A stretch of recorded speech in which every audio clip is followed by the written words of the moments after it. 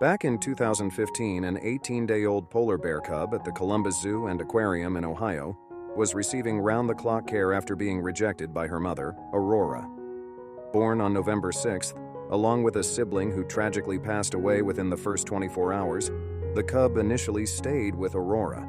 However, after 5 days, it became evident that Aurora was not going to provide the necessary care. Shannon Morariti, the assistant curator at the zoo, speculated that Aurora's inexperience as a first-time mother or potential issues with milk production might have contributed to this situation. Make sure to watch until the end for an unexpected turn of events. The zoo staff had stepped in to fill the void left by Aurora, working tirelessly in shifts to ensure the cub receives 24-hour care. This dedication was vital, especially during the critical first month of hand-rearing. According to Morariti, the cub was being fed 8 bottles a day and is housed in an ICU room designed to mimic the dark, den-like environment she would naturally experience. The zoo released a video on November 13, 2015, showing the cub, who was feeding regularly and demonstrating healthy growth. As part of their cautious optimism, the zoo had decided not to name the cub until she reached her first month milestone. This approach underscores the delicate nature of the situation, with Morariti emphasizing that the first 30 days of hand-rearing are crucial for the cub's survival and development. Nora started out by beating the odds. Despite the dedicated work of keepers, hand-raised polar bear cubs have only a 50% survival rate. But she thrived, and her story attracted fans all over the world who fell in love with the little bear through videos showing her being bottle-fed, learning to walk, and growing up. Supporters followed Nora's story as she was moved to the Oregon Zoo in 2016. Sadly, her intended companion there, an older bear named Tassel, died shortly after she arrived, so Nora had to pack up and move again. In September 2017, she arrived at her new home at Hogle Zoo in Utah, where she would live with a young bear with the promising name of Hope. All was going well until January 24th of last year, when keepers noticed that the rambunctious young Nora was not moving around normally. It turned out that she'd broken the humerus in her right front leg, the long bone between the shoulder and the elbow.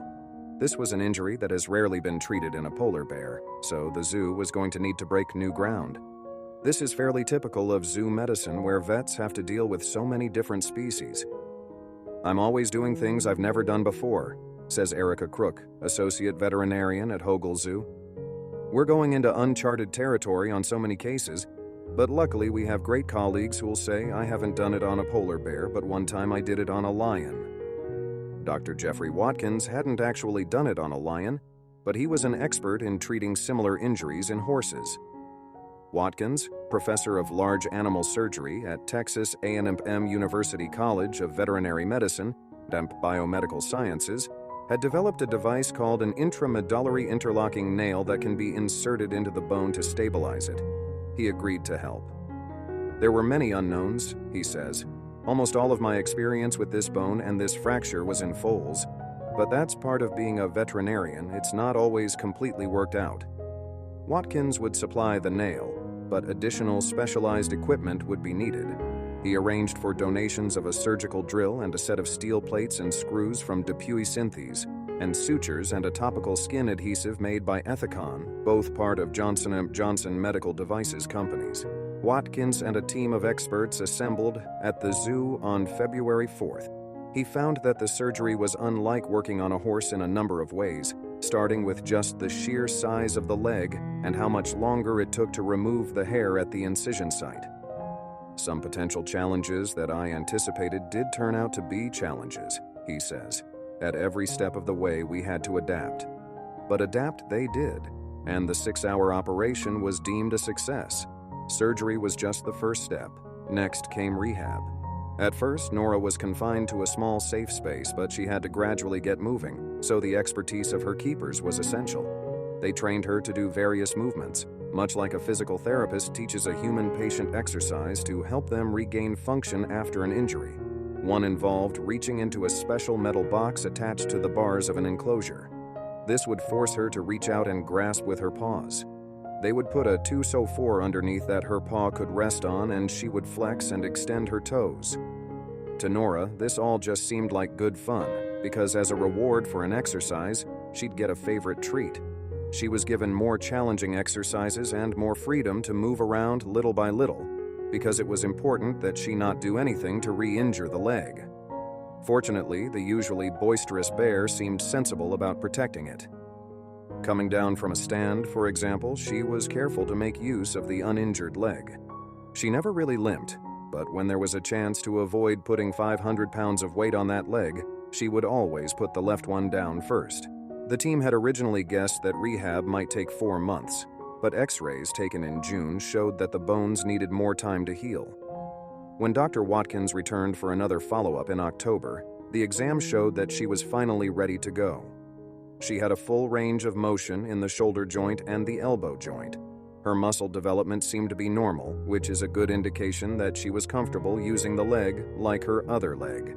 Dr. Watkins was pleased with the progress of healing, saying that, "I think she's going to have a fully functional healed limb long-term and be able to make a full recovery." So the next big step came on December 1st, reuniting Nora with her companion Hope. Introducing two animals to each other is never routine. If you've ever been nervous about bringing a second cat home, imagine how you'd feel if it were two large carnivores that weigh hundreds of pounds. Although they had been physically separated, Nora and Hope could smell and hear and sometimes see each other the whole time, which was expected to make the reintroduction easier. Still, the team had to be on high alert. But it turned out to be no big deal to the bears. The keepers just opened the doors to everywhere, the exhibit, the pool, the back areas. Then they stood aside and watched. Nora and Hope greeted in a typical way for polar bears, opening their mouths at each other, sort of like a couple of dogs playing bitey face. Greetings over, they went about their business, and their relationship seems to be back to normal. Part of their success was having patience in giving Nora the time to heal. Though it took longer than initially expected, there was no pressure to rush the process. They wanted to make sure they could reunite her with a bear that weighs 100 pounds more and is more dominant, and she could hold her own.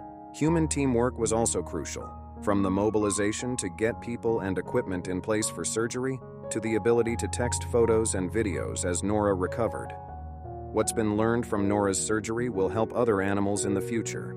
Every time you do surgery, you learn something new, says Watkins. When you try to extrapolate from horse to a bear, clearly you're going to learn a lot about bear anatomy and some of the challenges you face. This is certainly outside of our day-to-day practice, but we've learned that we can help them, and I'd go into with a little less trepidation next time.